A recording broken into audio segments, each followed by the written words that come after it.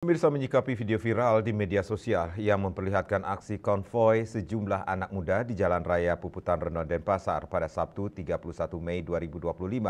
Jajaran Satuan Lalu Lintas Satlantas Polresta Denpasar bergerak cepat melakukan penelusuran dan penindakan.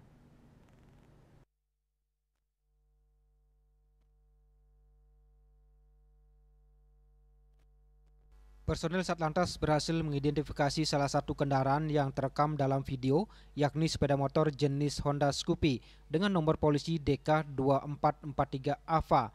Berdasarkan data kendaraan, alamat pemilik terdaftar di Jalan Bukit Tunggal Denpasar. Petugas kemudian mendatangi alamat tersebut dan menemukan sepeda motor tersebut terparkir di halaman rumah milik Wayan Wirante. Dari hasil pemeriksaan, diketahui bahwa kendaraan tersebut digunakan oleh KRS yang merupakan salah satu remaja dalam video viral tersebut.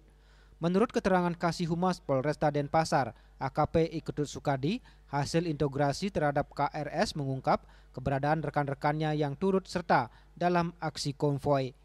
Total terdapat 8 kendaraan dan 19 remaja yang ikut dalam kegiatan yang melanggar aturan lalu lintas tersebut. Terhadap 8 kendaraan yang terlibat dalam konvoi dilakukan penindakan berupa tilang karena tidak dilengkapi surat-surat, kelengkapan kendaraan tidak sesuai standar, serta pelanggaran teknis lainnya. Selain penindakan, pihak kepolisian juga memberikan edukasi dan himbauan kepada para remaja agar tertib berlalu lintas dan tidak mengulangi perbuatan serupa yang membahayakan diri sendiri dan pengguna jalan lainnya.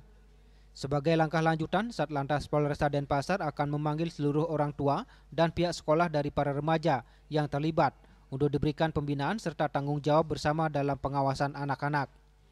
Polresta Denpasar mengimbau masyarakat khususnya para orang tua untuk lebih memperhatikan aktivitas anak-anak mereka dan bersama-sama menciptakan situasi lalu lintas yang aman dan tertib di wilayah Denpasar.